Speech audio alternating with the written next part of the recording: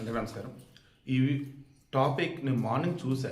But మన subscriber ఒకళ్ళు ఇన్స్టాగ్రామ్లో నాకు షేర్ చేసి, సార్ ప్లీజ్ సార్ ఈ టాపిక్ మీరు టచ్ చేయండి, ఎందుకంటే ఎక్కడో ఒకడుంటే ఎట్టండి ఎదవ, బట్ నార్మల్గా ఉన్న కుర్రాళ్ళు, పిల్లలు, పేరెంట్స్ భయపడే అవకాశం ఉంటుంది.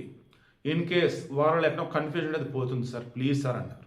క్రాస్ చెక్ చేశారు, నిజమే అనిపించారు. ముందుగా రాముడు కొడుకంటే రాముడిలా ఉండాలి అంటారు. తండ్రి మాట జవదాటాడు, తండ్రికి చెడ్డ పేరు తీసుకురాడు అని చెప్పి తను ఏం చేస్తుంది అంటే తన క్లారిటీ ఉంటుంది. రాముడిలా ఉండకపోయినా మనం మహాభారతాన్ని, రామాయణాన్ని, పురాణ దాస్తాన్ని మొత్తం తిరిగేసిన అంతెందుకు మన కళ్ళ ముందు కనిపించే వారిలో కూడా తండ్రి మాటకి ఎదురు చెప్పని, వాళ్ళ తండ్రి తప్పుగా ఏదైనా చెప్తూ ఉన్నా దాన్ని సరిచేసే కొడుకులు. మళ్ళీ చెప్తున్నా, తండ్రి ఏ చెప్తే బ్లైండ్గా చెప్పినాను, అది నీకు ఇష్టమైందే చేయి, బట్ తండ్రికి అర్థమయ్యేలా చెప్పు, అంతే తప్ప గొడవ పడొద్దు. ఇక్కడ వర్ధమాన్ ప్యాథాలజీ ల్యాబ్ అని లక్నోలో ఉంది. మాన్వేంద్ర ప్రతాప్ సింగ్ దాని ఓనర్. ఓకే, ఆయనకి భార్య, ఇద్దరు పిల్లలు, ఒక కొడుకు, కూతురు. భార్య 2018లో చనిపోయింది. కొడుకు బైపీసీ అయిపోయింది, ఆ తర్వాత బీకామ్కి వెళ్ళాడు. దాని తండ్రి ఏమంటాడంటే, ఒరే నువ్వు నీట్ రాయరా, మన దగ్గర డబ్బు చాలా ఉంది, నువ్వు నీట్ రాయి, ర్యాంక్ కొట్టు, నువ్వు డాక్టర్ అవ్వాలరా అంటాడు. నేను అవ్వలేను నాన్న, నాకు డాక్టర్ అవ్వడం ఇష్టం లేదు, నేను ఇలాగే బీకామ్ చేసి అతను బిజినెస్ చేసుకుంటాను అతను అంటాడు. ఈ మానవేంద్ర వారే మనకు ఫార్మాస్యూటికల్స్ ఉన్నాయి, తర్వాత లిక్కర్ ఉంది, చాలా బిజినెస్లు ఉన్నాయిరా, ఏంట్రా ఇది అని చెప్పేసి ఇలా వాళ్ళ మధ్య ఎప్పుడోకప్పుడు గొడవలు నడుస్తూనే ఉన్నాయి. ఎంతగా అంటే ఈ అక్షిత్ ప్రతాప్ సింగ్ కొడుకు, తండ్రి మానవేంద్ర ప్రతాప్ సింగ్, కొడుకు అక్షిత్ ప్రతాప్ సింగ్, వయసు వచ్చేసి 19 సంవత్సరాలు. వీడు ఏకంగా ఆ ఇంటి నుంచి ఇప్పటి వరకు 3 సార్లు పారిపోయాడు. 4వసారి కూడా పారిపోయినా కానీ మరలా వెనక్కి వచ్చాడు.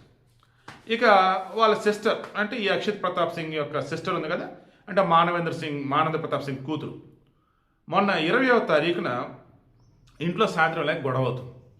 ఇక ఆ ఫ్రస్ట్రేషన్లో తండ్రి ఏమో నీట్ రాయరా, మెడిసిన్ సీట్ కొట్టరండి, నాకు వద్దు, నేను చదవనని చెప్పేసి వీడు మాట పెరిగి ఇక పక్కన గన్నుంటే ఆ గన్ను తీసుకొని కాల్చేశాడు వాళ్ళ నాన్న. ఇదంతా 3 అంతస్తులు జరిగింది.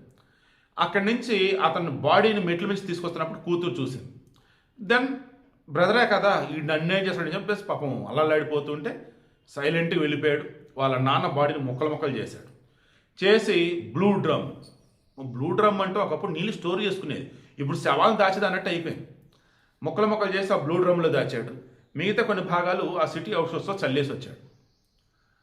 20వ తారీఖు అయిపోయింది, 21, 22 ఎక్కడరా అసలు మానవేంద్ర ప్రతాప్ సింగ్ కనిపించట్లేదని చెప్పేసి చుట్టుపక్కల వాళ్ళు మొత్తం ఎత్తుకుతున్న మూమెంట్లో పోలీసులు ఇంటికి వచ్చారు. ఎక్కడ ఉన్నాడేమని చూద్దాంటే ఇంట్లో వాసన వస్తుంది. ఏంటని చెక్ చేస్తే బ్లూ డ్రమ్ములో కుళ్ళిపోయినటువంటి బాడీ పీసెస్, బాడీ ముక్కలు. ఏంటంటే అప్పుడు చెప్పాడు తీరిగ్గా, నేనే చంపాను మా నాన్నని, నన్ను నీట్ మెడికల్ ఎగ్జామ్ ఇసిగిస్తున్నాడు, ఎన్నిసార్లు చెప్పిన వినలేదు, ఇంటి నుంచి పారిపోయాను, అయినా సరే మరలా అదే, ఇక నా వల్ల కాకి రకం చేశాను. పట్టుకున్నారు, లోపలేశారు. ఇప్పుడు ఆ బిడ్డ పరిస్థితి ఏంటి పాపం, ఆడపిల్ల. ఇందులో మెయిన్గా తల్లి లేదు, 2 బిడ్డలు. తండ్రి అప్పుడు ఎంత బాధ్యతగా ఉండాలండి. నిద్ర డబ్బు ఉంది కదా, పిల్లలు చదవనని అంటున్నారు కదా, దాన్ని వాళ్ళకి నచ్చి చదివించు. ఆడు కరెక్ట్ కాదనుకున్నప్పుడు దాన్ని మానిపించి వాడికి నచ్చింది ఏదో వేరే చేయించు. అదే చదువు ఆ ఫోర్స్ ఎందుకు? తర్వాత పిల్లలు, ఒరే మీ నాన్న చెప్పినా మీ అమ్మ చెప్పినా మీ మంచి కోసం చెప్తారు, అయితే చదవండి, లేదు చదవలేము మా వల్ల కదని చెప్పి వదిలేండి, అంతేగాని చంపడం ఏంట్రా బాబు అసలు. మరలా చెప్తున్నా, మన ఎడ్యుకేషన్ ఎంత వరస్ట్గా ఉందో ఇదే ఎగ్జాంపుల్.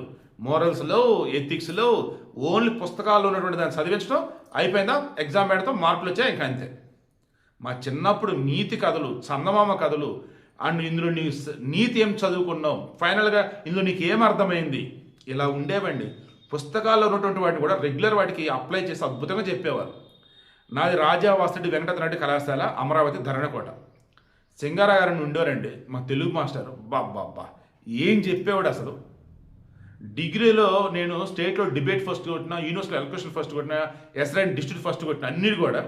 ఇంటర్మీడియట్లో మా సింగారావు మాస్టారు ఈ సమాజం గురించి నాకు చెప్పినవి. తెలుగు మాస్టారు మహా అయితే డే మొత్తం మీద ఒక 1 అవర్ ఆయన క్లాస్ ఉందనుకుంటాం మాకు, వేరు కూడా ఉంటే జస్ట్ మాకు 1 అవర్ ఉంది పీరియడ్. 60 నిమిషాలలో 50 నిమిషాలు బయటే చెప్తుంటాడు, కేవలం 10 నిమిషాలు సబ్జెక్ట్ చెప్పేవాడు. పుస్తకంలో ఉన్నది సిలబస్ మొత్తంలో అయిపోగొట్టాడు.